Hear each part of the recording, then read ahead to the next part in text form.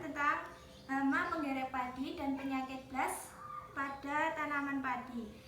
Di Desa Pranggon, Kecamatan Ando, Kabupaten Boyolali, kami menerima laporan bahwa di desa ini banyak petani yang khususnya seperti ibu-ibu ini yang padinya terkena hama penggerek batang dan penyakit blast. Untuk selanjutnya, perkenalkan, nama saya Salwa Alivia Dewi dari Universitas 11 Maret, jurusan Penyuluhan dan Komunikasi Pertanian, angkatan 2019. Yang di sini akan memberikan materi tentang pengendalian penggerek batang padi dan penyakit blast pada padi. Untuk selanjutnya, pengertian hama penggerek batang padi. Mungkin di sini ibu-ibu sudah tahu bahwa hama penggerek padi itu sering terjadi di Indonesia, khususnya di pedesaan seperti di dataran tinggi, karena hama penggerek batang padi ini terjadi di kawasan yang curah hujannya termasuk tinggi. Selanjutnya, hama penggerek padi itu adalah salah satu hama yang berbahaya pada tanaman padi, mengingat hama ini bisa menyerang tanaman padi mulai dari persemaian hingga panen, yang meliputi fase vegetatif, fase generatif, hingga menjelang panen. Mungkin ibu-ibu sudah merasakan bahwa penggerek batang padi dan penyakit blast ini menyebabkan kerugian yang sangat besar dan dapat terjadi bila penebangan ngengat bersamaan dengan fase tanaman gunting. Selanjutnya itu ada jenis-jenis hama penggerek padi. Yang pertama yaitu penggerek padi kuning. Gambarnya yang ini. Mungkin ibu-ibu sudah paham, tapi cuma sebatas oh ini toh penggerek batang padi itu. Jenisnya mungkin belum tahu atau gimana. Nah, di sini lebih spesifik akan saya jelaskan. Yang pertama itu ada hama penggerek batang padi berwarna kuning. Ini batang penggerek batang padi kuning atau sering disebut dengan yellow border of rice. Itu para peneliti percaya bahwa hama ini hanya mempunyai inang tanaman padi, tetapi tidak satupun rumput ini menjadi tempat hibernasi. Oleh karena itu, serangga ini hanya mempunyai inang tanaman padi. Hama yang paling dominan di Indonesia yaitu hama ini, penggerek batang padi yang berwarna kuning. Untuk jenis yang kedua yaitu hama penggerek padi yang berwarna putih. Gambarnya yang ini. Ini sering dikenal dengan nama white rice borer. Berkembang apabila kondisi hujan terus-menerus dan persawahan setelah panen pada musim kemarau digenangi. Jadi ini tuh selalu ada ketika sawahnya digenangi saat habis panen. Itu bisa menyebabkan ini berkembang biak. Untuk selanjutnya itu ada hama yang bergaris, penggerek batang padi yang bergaris ini. Ini yang sering disebut dengan strip stalk borer. Hama penggerek ini hamanya dewasa terbang pada malam hari, biasanya terbangnya di malam hari. Fotopromik positif dan tenaganya kuat untuk terbang. Jadi ini sering terbang itu. Mungkin ini juga sering dijumpai di Indonesia. Terus penggerek batang padi yang bergaris ini biasanya mulai keluar itu pukul 3 sore hingga jam 11 malam. Dan mencapai puncaknya itu pukul 7 malam hingga jam 8 malam. Jadi kemudian ini akan menjadi aktif lagi hingga menjelang fajar. Jadi ini bisa jadi siklus hidupnya itu berjalannya waktu siang hari, terus terbangnya itu di malam hari. Selanjutnya yaitu gejala serangan dari penggerek batang padi tadi. Umumnya itu hama penggerek batang padi ini memiliki gejala yang sama. Yang gejalanya itu dibedakan menjadi dua. Yang pertama itu ada suntek. Pada tanaman padi itu diserang pada fase vegetatif. Larva memotong bagian tengah anakan, menyebabkan pucuk layu, kering, mati, dan gejalanya disebut dengan suntek. Jadi seperti gambar di bawah ini tuh daunnya seperti kuning-kuning gitu. Terus Gejala yang kedua itu bisa disebut dengan beluk. Gejala serangan pada fase generatif berupa malai muncul putih dan hampa yang biasa disebut dengan beluk. Jadi ini nanti bulir-bulirnya padi itu tidak akan muncul berasnya, itu akan berwarna putih dan hampa atau sering disebut dengan potong leher. Terus cara menyerangnya itu ngengat dewasa yang seperti ini itu aktif pada malam hari dan siklus hidup keseluruhan sekitar 40-70 hari tergantung jenisnya. Telur biasanya diletakkan di bawah permukaan daun atau dekat ujung daun dengan ciri seperti gundukan kecil yang diselimuti bulu-bulu halus menyingkap yang berasal dari bulu belakang ngengat induk betina. Jadi nanti bentuknya seperti ini, kayak ada bulu-bulu halusnya gitu di baliknya daun. Terus telur akan menetas setelah 6-7 hari. Ketika sudah menetas itu akan muncul seperti ini, udah mulai keluar dari bulu-bulu yang menutupi tadi. Terus larva kemudian bergerak ke bawah menuju pangkal dan mulai menggerek anakan utama hingga setelah mulai dewasa beralih ke anakan lainnya. Larva awalnya menyerang akar hingga menyerang batang padi bagian dalam. Saat larva menyerang akar, gejala yang ditimbulkan berupa anakan kerdil atau mati. Itu anakan kerdilnya itu berwarna kuning atau nanti akarnya itu bisa busuk. Sedangkan ketika larva sudah masuk ke dalam batang, seperti ini gambarnya, ini larvanya sudah mulai masuk ke dalam batang. Maka larva akan merusak pembuluh bagian dalam batang sehingga batang putus dan saat dicabut mudah terlepas. Larva penggerek batang ini berwarna kekuning-kuningan atau agak putih dengan kokoh berupa selaput benang berwarna putih. Lamanya fase pupa antara 6-23 hari. Pupa berada di dalam pangkal batang sampai menjadi ngengat dewasa. Jadi tadi larvanya itu akan tetap berada di batang hingga menjadi ngengat dewasa. Terus di sini tadi materinya tentang pengendalian. Jadi ini saya memberikan cara pengendalian. Upaya pengendalian yang dapat dilakukan yaitu yang pertama, mengatur pola tanam. Mengatur pola tanam ini sangat penting dilakukan oleh ibu-ibu petani untuk mencegah agar larva ini tidak merembet atau menyerang ke seluruh tanaman padi. Selanjutnya yaitu pengendalian secara mekanis. Selanjutnya pengendalian hayati dan pengendalian secara kimiawi. Lebih rincinya, pengendalian hama penggerek batang padi itu tadi kan muncul ketika mulai dari persemaian hingga panen. Agar untuk mencegah itu pada fase pratanam atau sebelum ditanam itu kita harus melakukan sanitasi lingkungan.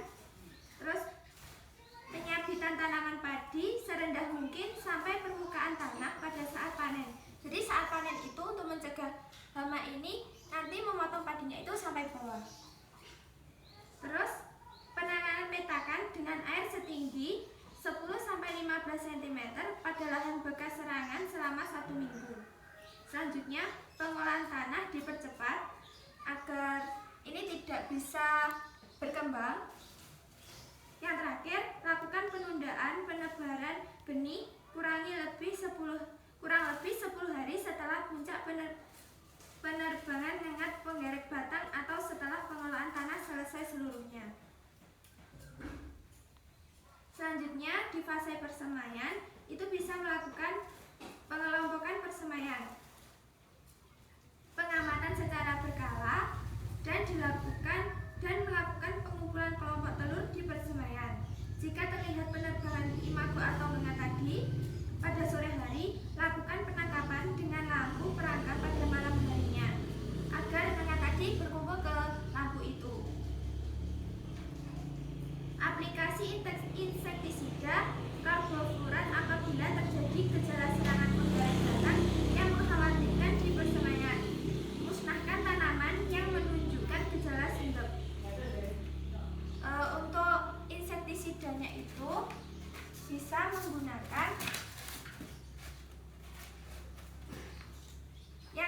ini. Salah satu contohnya insektisidanya seperti ini. Terus tadi kan ada dua gejala, yaitu sundep sama beluk tadi. Nah, cara mengatasi gejala sundep itu, langkah-langkah yang dapat dilakukan yaitu tanam serempak meliputi satu hamparan. Jadi nanamnya itu secara serentak, tidak secara bergantian. Terus musnahkan tanaman yang menunjukkan gejala sundep. Jadi kalau sudah muncul gejala itu tadi itu sudah terlihat terkena sundep, bisa dicabut saja agar tidak tertular ke tanaman yang di sebelahnya. Yang ketiga, penangkapan ngengat dengan lampu perangkap jika masih terlihat ada penerbangan ngengat penggerek batang. Selanjutnya, aplikasi insektisida jika serangan sundep telah melampaui ambang ekonomi atau pengendalian. Jika sundep itu sudah mulai menyebar, bisa disemprot dengan pestisida ini tadi. Terus, lakukan pengendalian korektif dengan menggunakan insektisida efektif yang diizinkan secara spot treatment hanya di tempat serangan. Terus cara mengatasi gejala beluk itu lakukan dengan pencabutan atau pemusnahan tanaman yang menunjukkan gejala beluk di hamparan dapat menekan intensitas serangan dan populasi larva yang akan menjadi ngengat. Selanjutnya yaitu pengertian tentang penyakit blast. Penyakit blast ini disebabkan oleh jamur Pyricularia grisea. Awalnya penyakit ini berkembang di pertanaman padi koko, tetapi akhir-akhir ini sudah menyerang di lahan sawah irigasi. Awalnya itu di pertanaman padi koko yang berada di tidak di hamparan sawah, tapi bisa merembet ke persawahan irigasi. Jamur grisea tadi dapat menginfeksi pada semua fase pertumbuhan tanaman padi, mulai dari persemaian sampai menjelang panen. Jadi penyakit ini bisa menyerang itu mulai persemaian sampai panen seperti hama penggerek batang tadi. Pada fase bibit dan persemaian mulai menjelang panen. Pertumbuhan vegetatif tanaman padi, jamur tadi menginfeksi bagian daun dan menimbulkan gejala penyakit yang berupa bercak coklat berbentuk belah ketupat yang disebut blast daun. Jadi bentuknya itu seperti ini. Penyakitnya seperti ini. Seperti ada bercaknya.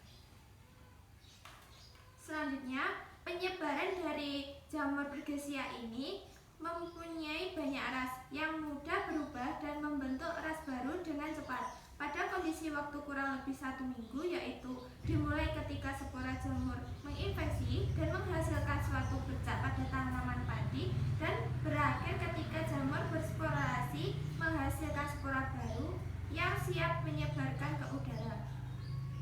Faktor-faktor yang mempengaruhi dari perkembangan penyakit blast ini yaitu tanah, pengairan, kelembapan udara, suhu, pupuk, dan ketahanan varietas. Faktor-faktor tersebut merupakan komponen epidemi penyakit yang dapat dikelola untuk tujuan mengendalikan penyakit blast. Selanjutnya itu ada pengendalian dari penyakit blast. Yang pertama, gunakan varietas tahan sesuai dengan sebaran ras yang ada di daerah setempat. Jadi menggunakan varietas yang ada biasa digunakan di sini, tapi memiliki kualitas yang unggul. Yang kedua, gunakan benih yang sehat. Hindarkan penggunaan pupuk nitrogen di atas dosis anjuran. Hindarkan tanam padi dengan varietas yang sama terus-menerus sepanjang tahun. Jadi bisa berganti-ganti varietas, tidak perlu satu varietas itu. Karena kalau varietasnya sama, nanti bisa jadi penyakit blast ini tetap ada di sekitar persawahan tersebut. Terus hindari tanaman padi terlambat dari tanam petani di sekitarnya. Jadi saat menanam padi itu harus serentak dengan daerah persawahan yang ada di sekitarnya. Terus selanjutnya yaitu pengendalian secara dini. Dengan perlakuan benih sangat dianjurkan untuk menyelamatkan persemaian sampai umur 30 hari setelah sebar.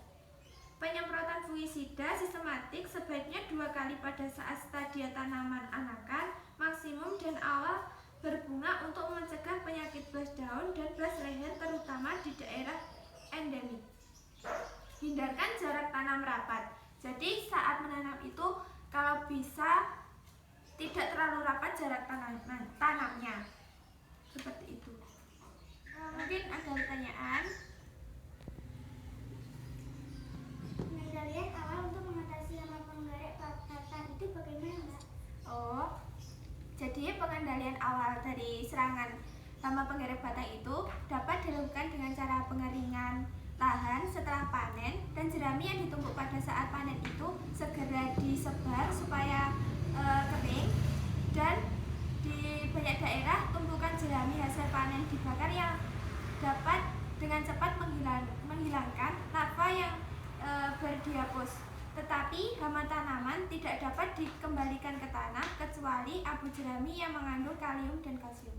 Bisa dipahami, Bu? Terima kasih. Ada pertanyaan lagi? Contoh produk insektisida yang tepat untuk mengatasi hama penggerakan padi dan penyakit belas itu apa ya, Mbak? Yang pertama itu yang saya sebutkan tadi, insektisida hama penggerak batang padi itu yang pertama bisa menggunakan insektisida ini. Ini mengambil salah satu contoh itu bermerek Trisula. Untuk insektisida penyakit belas pada tanaman padi itu bisa menggunakan Filia. Jadi salah satunya ini. Mungkin di toko Saprodita Pertanian itu masih banyak lagi jenis insektisida yang lain. Begitu. Ada pertanyaan lagi? Kalau tidak ada pertanyaan, saya tutup. Terima kasih atas waktunya dan tempatnya, atas perhatiannya. Apabila ada salah kata atau salah materi yang belum bisa diterima, mohon dimaafkan. Sekian dari saya. Wassalamualaikum warahmatullahi wabarakatuh. Waalaikumsalam warahmatullahi wabarakatuh.